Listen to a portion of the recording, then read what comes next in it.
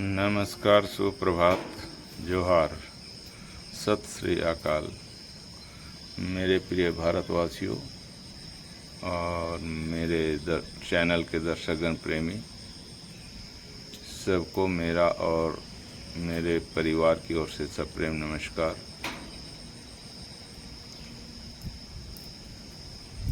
मेरे प्रिय भारतवासियों, मैं अपनी ज़िंदगी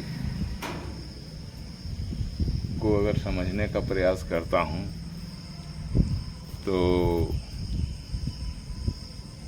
जहाँ तक रोज़गार की बात आती है वहाँ मैं अपने आप को एक भाग्यशाली छात्र के रूप में समझता था जब मेरी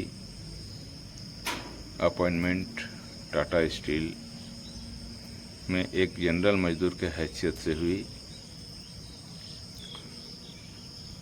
तो किसी भी छात्र के मन में किस तरह की उत्कंठा होती है, जिज्ञासा होती है, लालसा होती है नौकरी कर पैसा कमाने का, वो उसके बारे में मैं थोड़ी सी जानकारी अपने बारे में देना चाहता हूँ कि रोज़गार क्या होता है।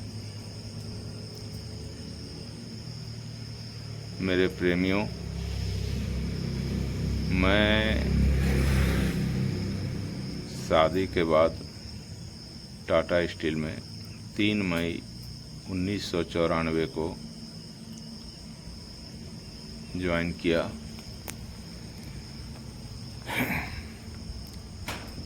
लैंड बेसिस पर था, इसलिए वहाँ पर एक जनरल मजदूर के रूप में मैं टाटा कंपनी में ज्वाइनिंग लिया। उससे पहले मैं LIC का एजेंसी करता था, तो जो भी मेरी आमदनी होती थी तो मैंने अपने आप को बेरोज़गार बहुत ज़्यादा महसूस कभी नहीं किया, क्योंकि मैं अपना ट्यूशन और LIC का एजेंसी करते हुए ग्रेजुएशन के बाद कर रहा था। जो भी थोड़ी मोड़ी कमाई हो जाती थी मैं कर ही रहा था। परंतु जब से टाटा स्टील में ज्वाइन किया तो एक अलग भावना, अलग उद्देश्य और सब चीज़ का रहन सहन से लेके सब चीज़ दैनिक दिनचर्या जो थी सब बदल गई मेरी। मेरे साथियों, टाटा स्टील अपने आप में एक काफ़ी ब्रांड है जिसकी चर्चा देश ही नहीं पूरे विदेश में भी होती है। उस कंपनी में मैं एक जनरल मजदूर के रूप में ज्वाइन किया। तो एक उत्कंठा थी उस समय कि सैलरी का जो वहाँ पर उस समय था वो मैं 38 रुपया 47 पैसा पर डे का जो वेज होता है, 38 रुपया 47 पैसा के बेसिक में मैं ज्वाइन किया था। और काम का जो तरीका था वो बड़ी बड़ी गाड़ियों, जो माइंस में चलने वाली गाड़ियाँ होती है, उनका मेंटेनेंस का जॉब था। परंतु स्टार्टिंग में वायरलेस ऑपरेटर के रूप में ज्वाइन किया था। और वहाँ का जो वर्किंग कल्चर था वो जनरल मजदूर का जो कार्य था वो पढ़े लिखे हों चाहे अनपढ़ हों, सबका काम एक ही होता था। तो थोड़ा सा मुझे अनईजी महसूस हुआ कार्य करने में। परंतु जो सीनियर मैकेनिक और फोरमैन इंचार्ज थे उन लोगों ने समझाया कि जितनी जल्दी प्रमोशन आप ले सकते हैं उतनी जल्दी आपके साथ और काम करने वाले नहीं ले सकते हैं। तो मैंने अपने आप को एक साधक के रूप में कह सकते हैं तपस्या की और अचीवमेंट भी मिला। तो मेरी जो पहले महीने की जो तनख्वाह थी वो मात्र 1520 रुपये का मिला था। 1520 समझ सकते हैं कि उस ज़माने में 94 में उस समय इसका क्या वैल्यू था। और आज मैं जब देखता हूँ, आज 10,000 12,000 के लिए लोग अपना रोज़गार के लिए दौड़ते फिरते हैं। तो बात पैसे की नहीं है। पैसे तो 1520 रुपये पहला महीना मिला था, जिसमें घर का भी जिम्मेदारी कह सकते हैं। बच्चा उस समय मेरा एक बेटा था और घर की जिम्मेदारियां तो बहुत ज़्यादा नहीं थी, उसमें पिताजी थे।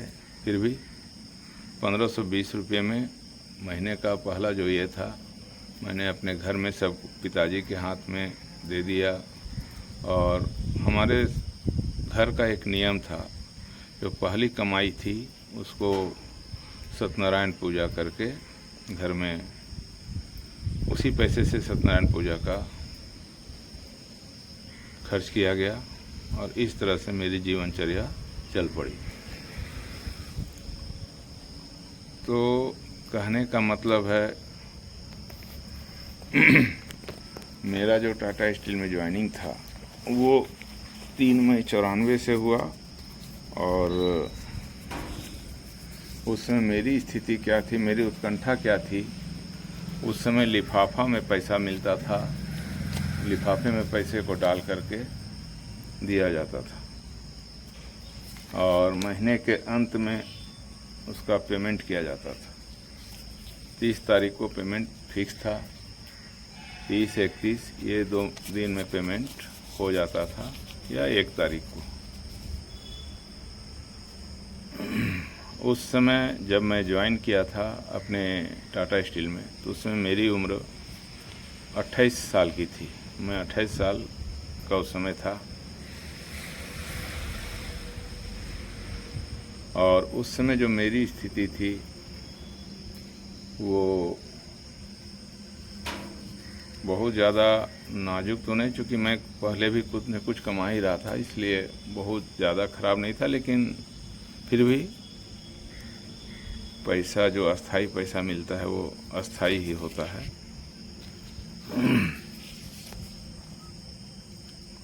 और उस समय मैं कंपनी के क्वार्टर का काफ़ी इशू रहता था, उसमें यूनियन बाजी वगैरह काफ़ी होते रहता था, तो जल्दी क्वार्टर का ये क्वार्टर इशू होने में दिक्कत होता था। तो उस समय कंपनी का एक वर्कर्स हॉस्टल था, उसमें एक रूम लेकर के मैं रहना शुरू किया। और जॉब पकड़ने के बाद जो फीलिंग मेरा हुआ कि किस तरह से अब मैंने अपने आप को असहाय महसूस नहीं हुआ। टाटा स्टील में काम करने के बाद जो अपनी मानसिक स्थिति होती है वो काफ़ी सुदृढ़ होते जाती है।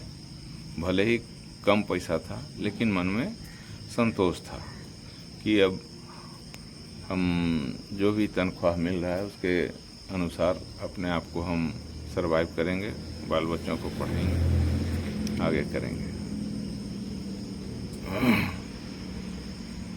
फाइनेंशियल कंडीशन जो था उस समय मेरे घर का, क्योंकि पिताजी का भी जो तनख्वाह थी और जितने लोगों को वे लेकर के पूरे जॉइंट फैमिली में चल रहे थे, तो उसमें बहुत कह सकते हैं हाई फाई तो नहीं, लेकिन एक मीडियम तक किसी तरह सबका भरण पोषण चल रहा था। मैं भी उसी में पिताजी का सहयोग करने लगा और टाटा स्टील में ज्वाइन करने के बाद काफ़ी अपने आप को मैं प्राउड महसूस करता था। जब भी मैं घूमने निकलता, कहीं बाहर अगर जाता, बाहर के लोगों से यदि कोई बातचीत होती थी तो वे जब पूछते थे कि कहाँ पे कार्यरत हैं, तो जैसे मैं टाटा स्टील का नाम लेता था तो एक अलग उनका मनोभाव जो मैं देखता था, एक अलग इज्जत की दृष्टिकोण से वे देखते थे कि टाटा स्टील में काम करने वाले हैं, अच्छे ही इनका सब कुछ जो लिविंग ऑफ स्टैंडर्ड है, बढ़िया है। तो टाटा स्टील का ये मान सम्मान हम लोगों को भी मिलता था। तो उस वक्त जो कंपनी का कार्य रूप था वो मेहनत भी काफ़ी होता था, और उसी पैसे से फिर धीरे धीरे हमारी बेसिक में बढ़ोतरी होती गई, जिम्मेदारियां बढ़ती गई, और उसी तरह मैं जिम्मेदारियों को निभाते हुए आगे बढ़ता गया। बाद में 2 बच्चियां और हुई। मेरी भी ख्वाहिश एक जॉइंट फैमिली को लेकर चलने चलाने की थी। जो मेरे पिताजी का थिंकिंग था, उसी थिंकिंग को लेकर मैं आगे चला। तो मैं अपने भतीजा सबको भी लेकर आगे बढ़ने का प्रयास किया, और बढ़ते ही गया। सबको जहाँ तक हो पाया अपने साइड से उनके भरण पोषण में कोई कसर नहीं छोड़ा। जहाँ तक हो पाता था मैंने अपना सहयोग सबको देते गया, चाहे वो पढ़ाई लिखाई की ओर, मैक्सिमम मैं पढ़ाई लिखाई की ओर ध्यान देता था। धीरे धीरे बच्चे बड़े हुए, योग्यता अपनी अच्छी हासिल की, और वे बेटा भी अपने एक IT सेक्टर में चला गया। बेटी भी एक फार्मासिस्ट कर ली, एक बेटी B.Ed कर ली, और भतीजा सब अभी तैयारी कर ही रहे हैं। तो ये कहने का मतलब मैं ये कहना चाह रहा हूँ कि टाटा स्टील एक ऐसी कंपनी है जो अपने भी राष्ट्र हित में और अपना एक अलग स्टैंडर्ड है, और अपने कर्मचारियों का भी स्टैंडर्ड को काफ़ी बढ़ावा देती है। तो पहली जो तनख्वाह थी वो तो मेरी इस तरह थी, और उस समय क्या पैसे का कद्र होता है मैं नौकरी करने के बाद ही समझ पाया कि कितने मेहनत से पैसा कमाया जाता है। तो मैं वही चीज़ आज के छात्रों से भी कहना चाहता हूँ कि आप भी अपनी कमाई का आज आप कितना मतलब एक्सपेक्ट कर रहे हैं अपनी मासिक कमाई का। जहाँ भी रोज़गार पाते हैं वहाँ पर कितनी आपको कमाई होती है, उसका सदुपयोग करें और उसका अपने सही जीवन स्तर को बढ़ावें। धन्यवाद।